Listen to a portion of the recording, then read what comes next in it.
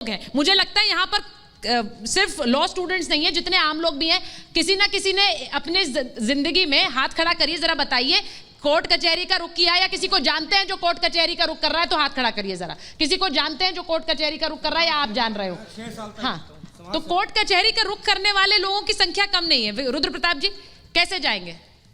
देखिए, पुलिस की भी अकाउंटेबिलिटी जो नया बिल आया है, पुलिस की भी अकाउंटेबिलिटी इसीलिए सेट की गई है कि अगर कैसे सेट की गई है जरा बताइए। ये जो नया कानून है, जब आप इंडियन पिनल कोड और सीआरपीसी जो होती है क्रिमिनल प्रोसीजर कोड, इसमें जो भी पुलिस वाले होते हैं या मजिस्ट्रेट होता है या जो भी लॉ के लोग होते हैं, उनकी अकाउंटेबिलिटी तय की जाती है। तो जो नई सीआरपीसी है, इसमें उनकी अकाउंटेबिलिटी तय की गई है। दूसरी बात एक मैं कहता हूं कि हमारे शास्त्रों में एक श्लोक है कि स राजा पुरुषोदंड स नेता शासित स। मतलब किसी राज्य को अगर आपको देखना है, उसके शासन को देखना है, उसके शासन प्रणाली को देखना है, तो वहां के दंड विधान को देखना होगा। अगर आप वहां के दंड विधान को मानते हैं, देखते हैं, उसी दंड विधान से ऐसा देखा जाता है, माना जाता है कि उस देश का शासन कैसा है।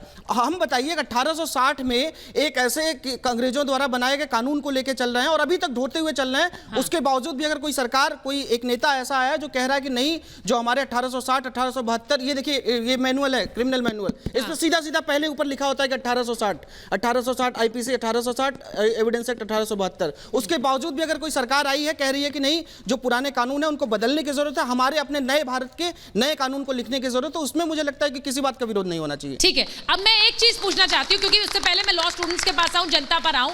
मॉब लिंचिंग को लेकर एक कानून बनाया गया है। अब इस सरकार पर कई बार आरोप लगे, विनोद बंसल जी आपके पास आऊं, असगर जी के पास जाऊं, ये बार बार आरोप लगा असगर जी के भाई मॉब लिंचिंग को लेकर आरोप लगे, आप बोलते नहीं है।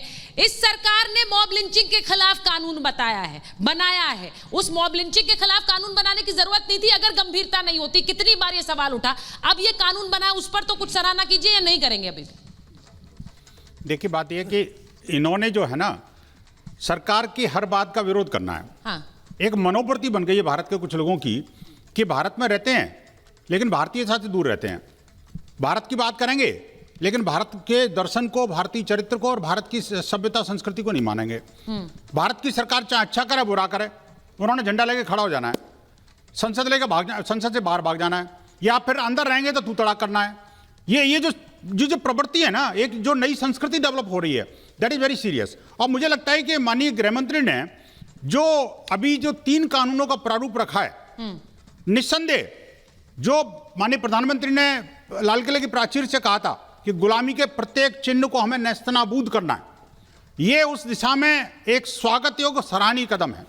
और अभी देखिए कोई कानून पास नहीं हुआ, अभी तो वो सेलेक्ट कमेटी को भेजा है और वो उस पर डिटेल डिस्कशन होगा, देश में भी डिबेट होगी। मैं कहता हूं मेरे दोनों तरफ जो है ना माननीय अधिवक्ता भी बैठे हुए हैं, वो इस बात को एनालाइज करें और टू द पॉइंट बताएं। मैं सीधा सीधा कहना चाहता हूं, देखिए उसमें कुछ खामियां हो सकती हैं, लेकिन आप बताओ तो सही, सिवाय इसके के बजाय इसके कि आप किसी जबरदस्ती कंडेम करो या उसका क्रिटिसाइज करो, टू द पॉइंट बताइए ना कि इस नए कानून के नए प्रोविजन में ये प्रोविजन गलत है और ये इसके लिए गलत है। अब मैं तो कहता हूं मॉब लिंचिंग के अलावा, हाँ, मॉब लिंचिंग के अलावा जो जिस तरह से लफ्जियात के बीभत्स कांड हो रहे थे, बिल्कुल इसमें उन पर भी बहुत बड़ा वो जरा चलाइए अमित। लेकिन उनको परेशानी इसी चीज है, सुचरिता जी, इनकी परेशानी यही है कि मैं लफ्जियात कैसे करूंगा, और भाई लड़की को कैसे फंसाऊंगा, वो लड़की के साथ व्यभिचार कैसे करूंगा, अब तो लोग फंस जाएंगे। ये जो उस कौम को बचाना चाहते हैं, पहचान छुपाकर संबंध बनाने को लेकर सजा का प्रावधान है। लव जिहाद शब्द का इस्तेमाल नहीं किया है, लेकिन पहचान छिपाकर शादी करना एक अपराध होगा, यह कहा गया है। कानून में बदलाव से और सख्त सजा होगी और इसी के साथ साथ आरोपी को 10 साल तक की सजा संभव है। इसी को जिसका विनोद बंसल जी लव जिहाद का जिक्र कर रहे हैं, शादी का झांसा देकर यौन शोषण पर भी सजा है।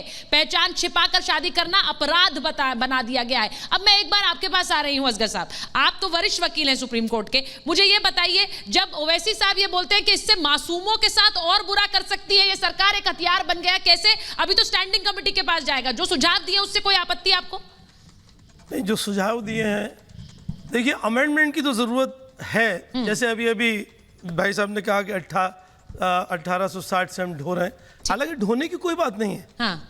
जिस चीज के अमेंडमेंट की जरूरत है उसे करें और जिसकी जरूरत नहीं है उसे ना करें, ठीक है, करना भी नहीं चाहिए, ठीक है। लेकिन ये कि यहाँ पे मुझे तो ऐसा लगता है जैसे जिद पकड़ ली गई है। अभी इन्होंने कहा कि आप दुश्मनों को निशान मिटा देंगे, अगर किसी दुश्मन ने कोई सही निशान लगा दिया है तो उसे आप क्यों मिटा देंगे?